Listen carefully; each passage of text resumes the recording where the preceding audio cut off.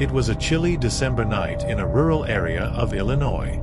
The landscape was dotted with lakes and thick forests, and the temperature was unforgiving. Anyone not prepared for the conditions was at risk, and life on nights such as this was challenging. The darkness seemed almost tangible, enveloping the surroundings. Visibility was limited to a few feet at most. That night stands out in my memory. Every breath felt like a blast of ice as I was on duty, when a dispatcher received a report of a young girl wandering near a lake. With anxiety churning in my stomach and the cold weather intensifying, a young child and a body of water created a nightmare scenario. The lake was deep and murky, and if someone or something was drowning, rescue would be nearly impossible. Despite the odds, our team responded swiftly. 2 of us, including myself, were the first on the scene and understood the urgency. No child should be abandoned in such conditions. Alone in the midst of the weather, the journey to the lake was treacherous. It was a long and hazardous winter at the lake, with snow falling for days on end. We hoped it would delay until we had completed our search. When we eventually arrived at the lake, there was a dark emptiness, with no signs of life around.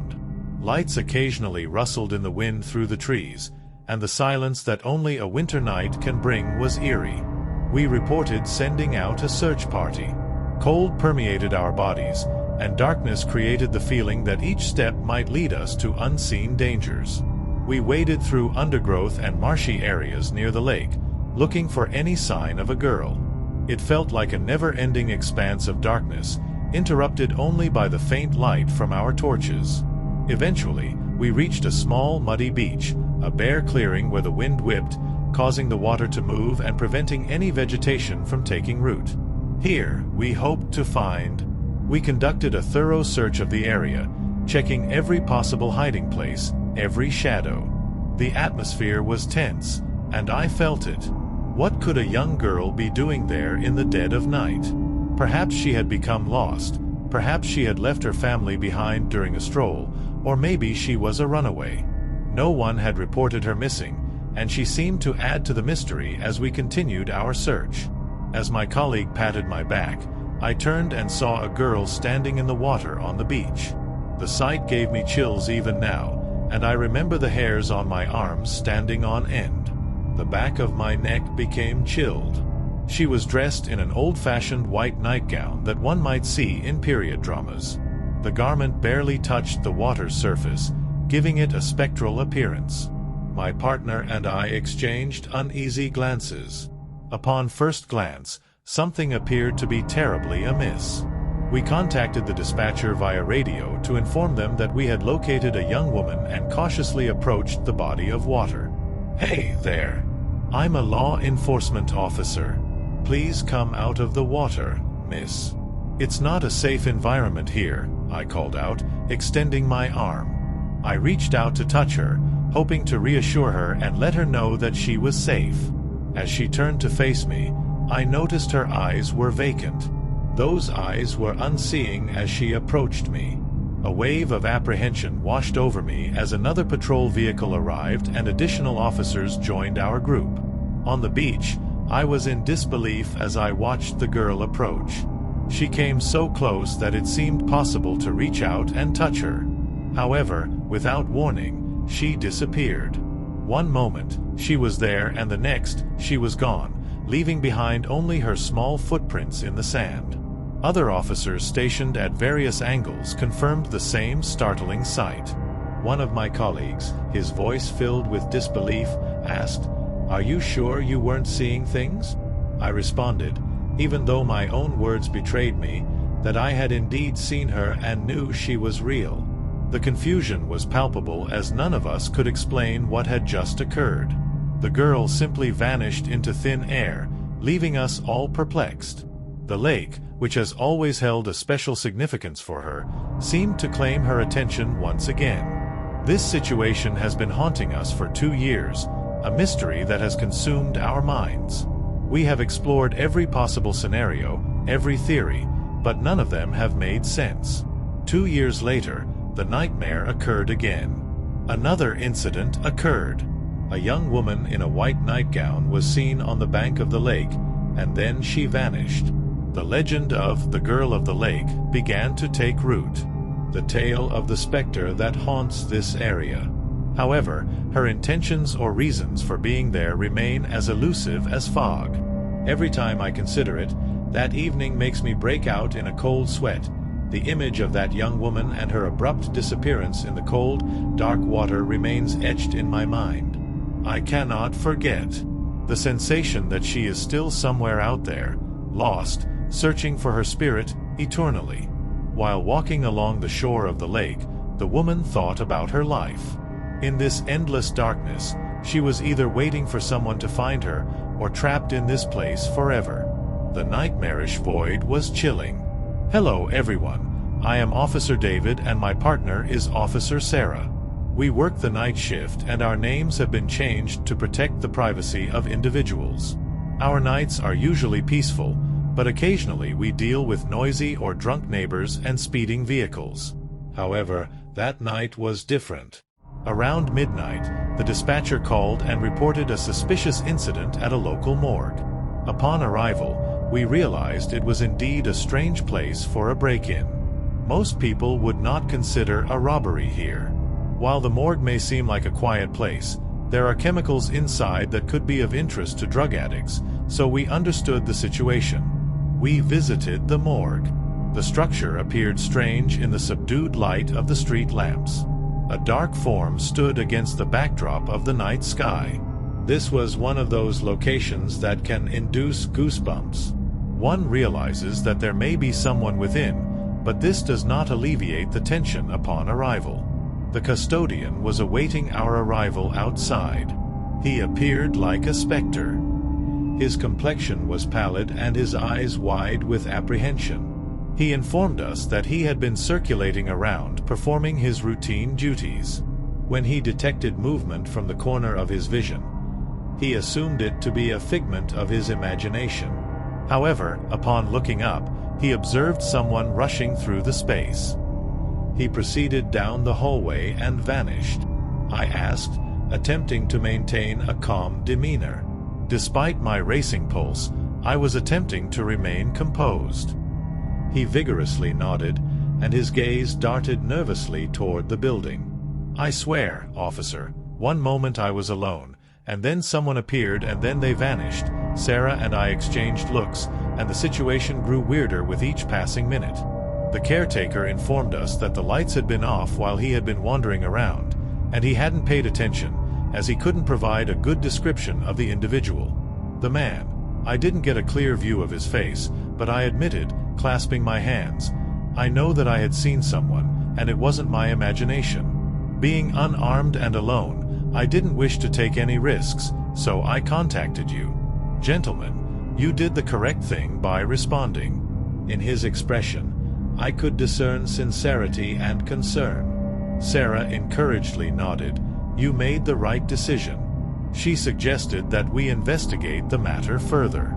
I felt a sense of unease due to the circumstances, but we decided to proceed with the investigation nonetheless. It was possible that there were YouTubers attempting to create a viral video, thrill seekers seeking an adrenaline rush, or simply a caretaker performing their duties.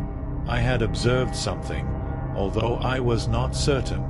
My observations were sufficient to persuade us to investigate, but we were somewhat skeptical. Initially, it may have been merely a group of children engaging in play.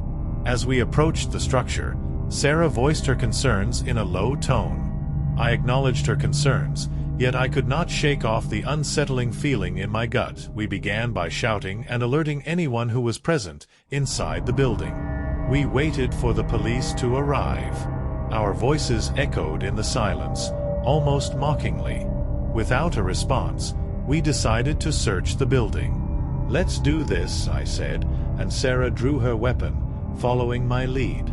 We walked through the corridors, our footsteps echoing in the quiet. The shadows and darkness made me feel tense. We checked every corner and hidden area of the space. Behind one room, we found a location that gave me chills. Sarah whispered, her eyes darting around. I agreed, as most rooms were laboratories or storage spaces filled with files. As we searched the facility, we made sure we didn't miss any hidden areas. Upon turning on the lights, we checked to see if we had missed anything or anyone hiding. I opened a door to a dark room, which turned out to be larger than expected.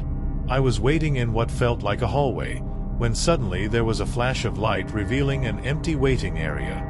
I quickly scanned the area, checking each corner for anyone related to the deceased, my heart pounding and my nerves on edge.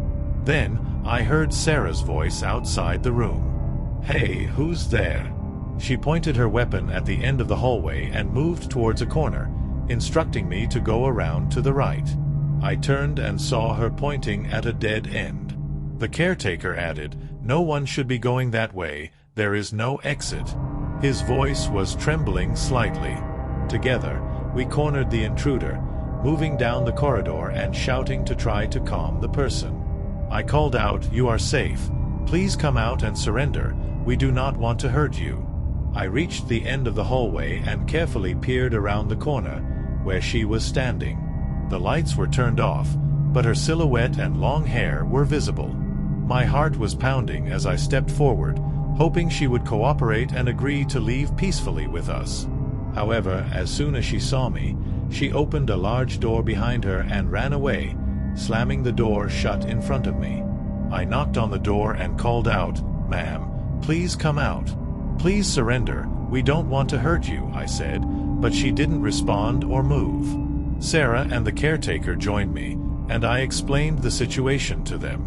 The caretaker's face turned pale when he heard that the door couldn't be unlocked from inside. The caretaker explained that it was not possible to lock the door from the inside, as there was no locking mechanism on that side. I felt my heart rate increase as I tried to understand what he meant. "Do you mean that the door can't be locked from inside the room?" I asked, confused. "There aren't any locks on the inside?" The attendant explained that there didn't seem to be anything unusual about the room, but he seemed scared and perplexed. "Something doesn't feel right," he said. So, the attendant opened the door for us and we went inside with our weapons ready. Our flashlights cut through the darkness, illuminating the mysterious room. As we entered, the air was cold, like we had walked into a freezer or a morgue. I turned on the lights and their sudden brightness made the place seem even more creepy and clinical. There were few tables and cabinets against the walls, some equipment against one wall, and 4 urns in the middle. One of the urns had a sheet over it, clearly covering whatever was inside. Suddenly, a knot formed in my stomach as I wondered what was happening. My thoughts seemed to race, and Sarah and I exchanged glances, both feeling tense and uneasy. A stranger approached and, as we drew closer to the gurney, an unpleasant odor enveloped us. It was not simply the smell of a living person or an unwashed and sweaty one, but rather the unmistakable scent of decay and death. Despite my attempts to control my discomfort, the odor was overwhelming. After removing the sheet covering the gurney, we revealed the bodies of 2 women.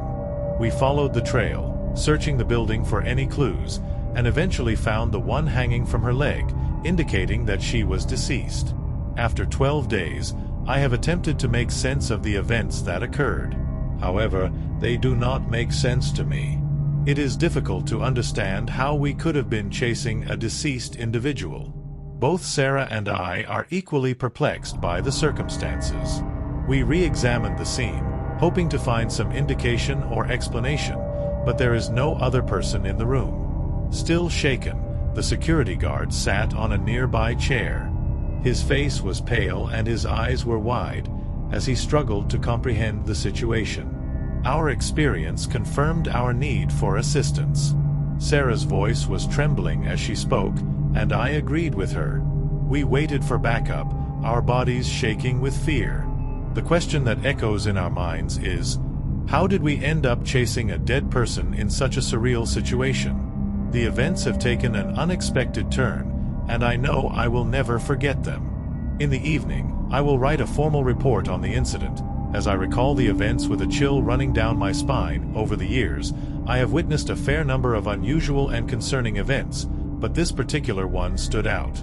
It felt as though it had come straight out of a horror movie. I attempted to make sense of what had occurred, but it was akin to chasing smoke.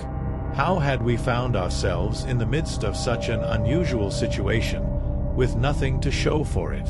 With a lingering feeling that would not go away, the incident was filed as another unresolved mystery in our town's ever-growing collection. As I passed the mortuary, that feeling remained with me. I began to question what we were truly dealing with. That evening, our paths intersected. I have never experienced something like that before. However, I would discover. Not all law enforcement officers operate in busy city streets like us. They ensure law and order at military bases similar to those in cities.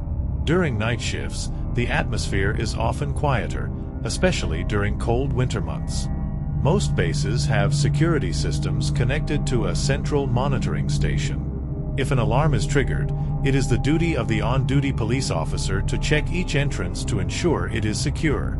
If a breach or malfunction is detected, the facility must be immediately secured and all personnel notified. On a typical night, nothing out of the ordinary occurs.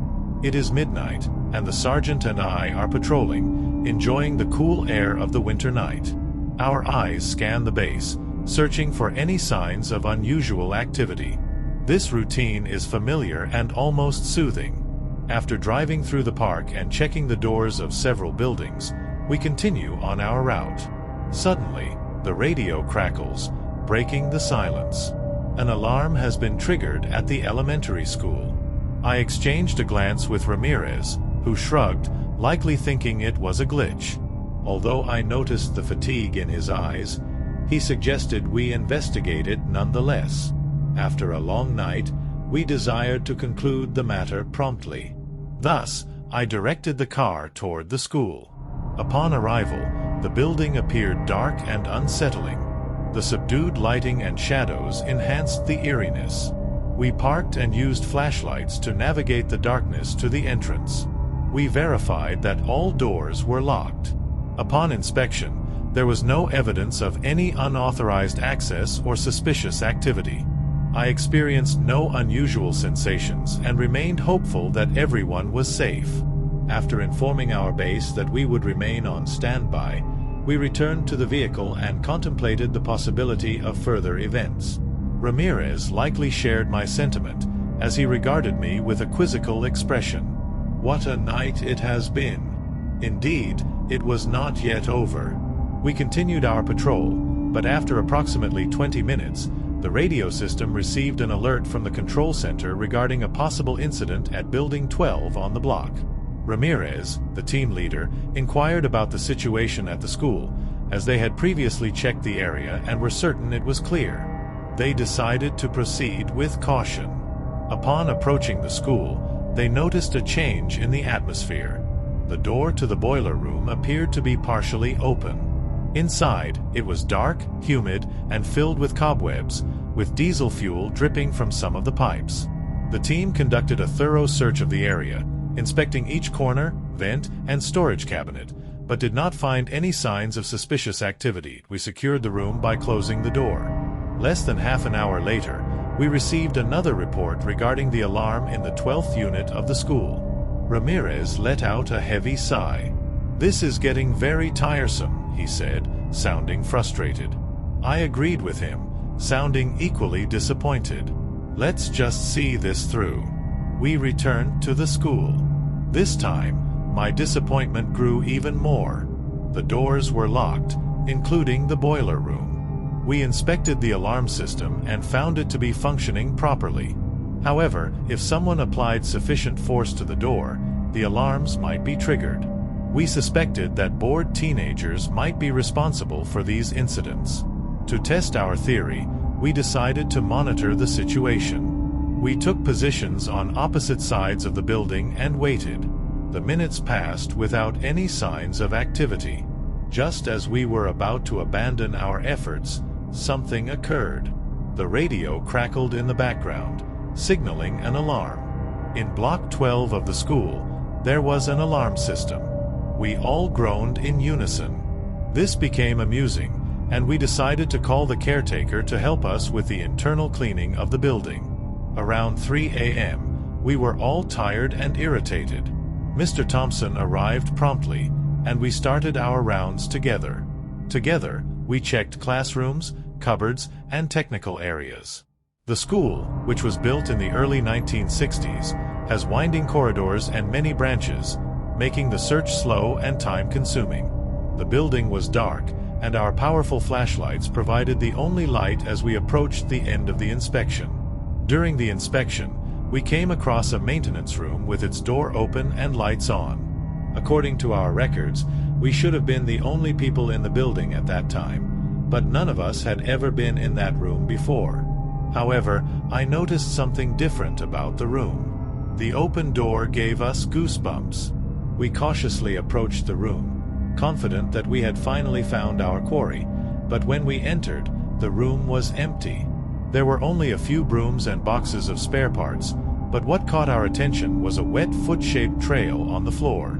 It seemed as if a child had walked through water and left a trail on the floor. The water was not present anywhere else in the room, and the trail led to a wall as if the individual had walked through it. We were all frightened, knowing that we were the only ones in the building, and no one had reported any missing children.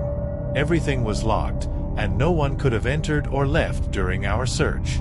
Then, we heard a strange sound of laughter, which sent chills down our spines. Before we had time to react, a white figure of a young boy approached us. We paused, and he looked directly at me. "Oh my goodness!" I exclaimed, as my breath caught in my throat and I felt my heart sink. Next to me, Ramirez reacted in a similar manner. Our hearts seemed to drop into our stomachs.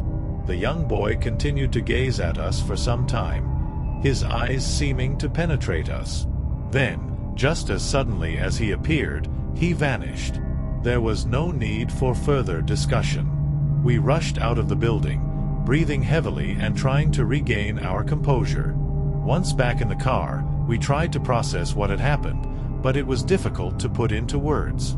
Ramirez was breathing heavily, his face pale. I was at a loss for words. Finally, I managed to stammer out, "I don't know what to say." When we attempted to investigate, we were left with a conundrum that we could not explain. We did not know where the boy had disappeared to or what exactly we had witnessed. Later, we discovered that in the 1960s, a young boy had passed away in the building during the construction process. I felt physically ill when I reflected on this. Nevertheless, we still did not know if the boy or someone else had been responsible for the event. Due to these unanswered questions, the entire incident continues to haunt me. Every time I pass through this school, there is a question mark hanging over my head. I cannot help but think about that night and the young boy who vanished right before our eyes.